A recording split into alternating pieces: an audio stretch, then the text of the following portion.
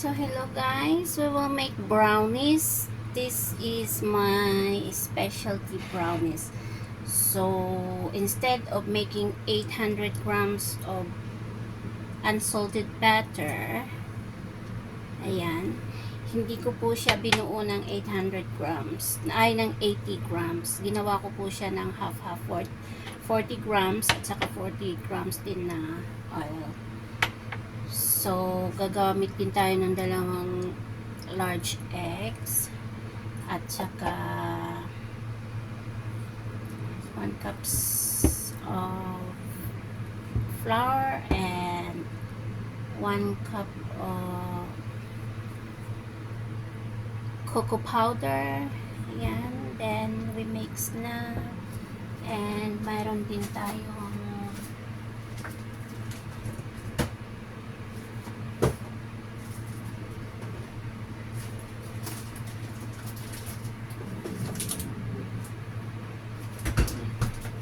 ko po. Meron tayong chocolate chips dito para sa gagawin natin pang toppings niya, parang icing. Ayan. So, let's do it. Ayan. Una, ilagay natin yung dalawang large egg. Ayan.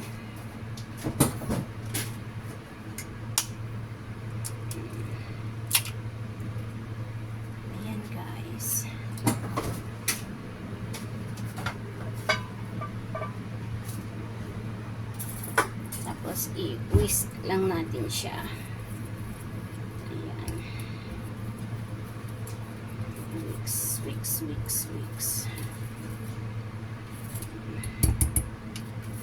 Tapos ilagay natin yung melted butter natin. Ayan.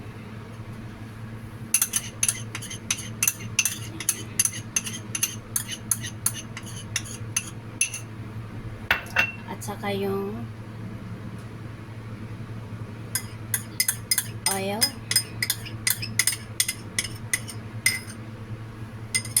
Tsaka yung baking powder natin guys, nalagay ko na pala, na-mix ko na pala dito sa cake flour natin at saka sa cocoa powder natin. Ayan. Gamit na tayo ng 2 tablespoon ng baking powder. Ayan. Tapos, haluin na natin ng maigi guys para mag-well combine siya. Ayan. At mamaya, tutunawin natin yung chocolate chips natin. Ayan.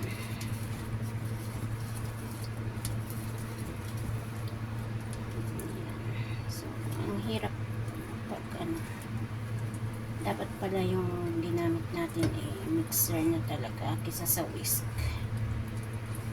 Pero okay lang siya guys. Ayan. Konting kembot na lang. Ayan. Guys. So, it's super malagkit siya kasi. So guys, para magiging difference naman ng style ng pagkagawa nyo ng brownies, pwede nyo rin ito na pag naluto na siya, habang mainit pa siya, pwede nyo siyang lagyan ng marshmallow topping sa taas para maging parang chewy siya, anuhin, parang may nougat pa, parang ganun. Ayan.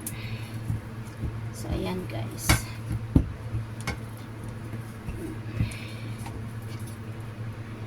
Ayan, hindi kasi ako gumamit ng electric mixer o electric dough machine kasi konti lang naman siyang lulutuin ko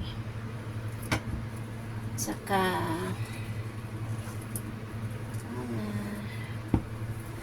ayan guys, pag hindi busy ang kunyang, ayan, gumagawa ng kung ano-anong experiment sa pagkain. So ayan na guys, almost na siya guys, almost. So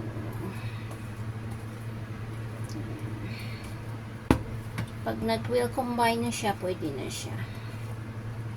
Ayan o. So, bali, yung gagamitan natin is yung 2.5 inch ng baking pan. And then, i-grease lang natin siya para hindi siya dumikit. So, ayan. Ayan. I-brush lang natin siya ng konting mantika.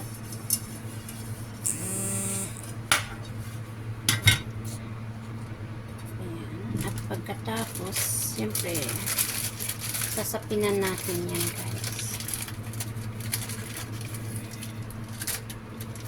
Lagyan natin yan ng sapin para hindi siya dumikit. So, dahil wala akong malapad na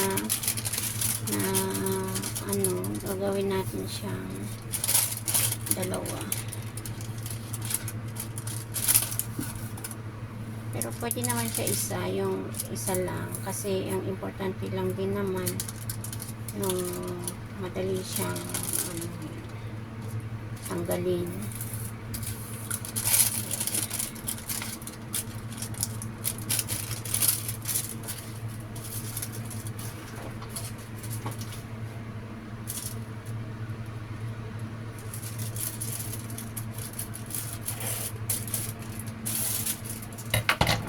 Hindi kasi natin lalagyan ng masyadong thick layer, guys, kasi brownish siya. Mas maganda yung ano siya.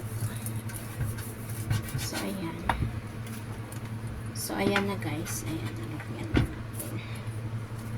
So dahil well combine na rin siya,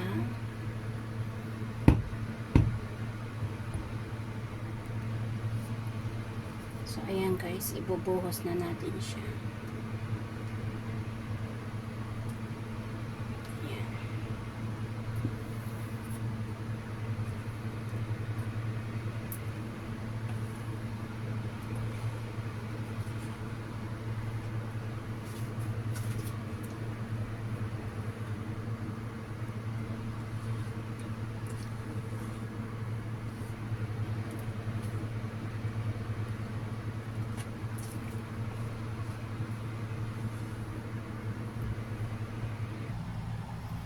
So, ayan na siya, guys.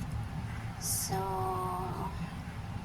ilalagay na natin yan dahil na-preheat na siya yung oven natin. So, ayan na siya, guys, no? So, bubudburan natin yan ng mga chocolate chips para maiba naman. Pwede rin pag mayroon kayong peanuts, kasi ako wala akong peanuts eh.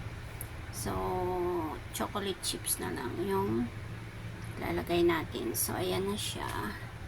So, lalagay na natin siya sa oven, guys. So, ayan na yung brownies natin, guys. It's so dry na. Cool down natin a bit and then itaob na natin yan for slicing. Okay?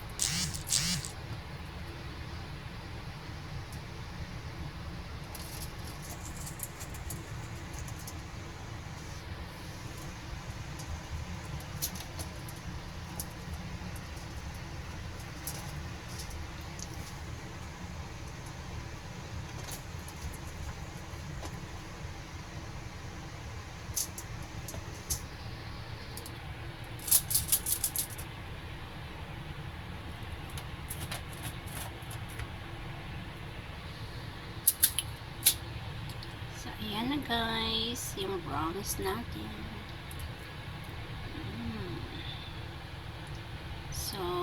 crispy siya kasi may ilagay tayo na chocolate chips sa toppings.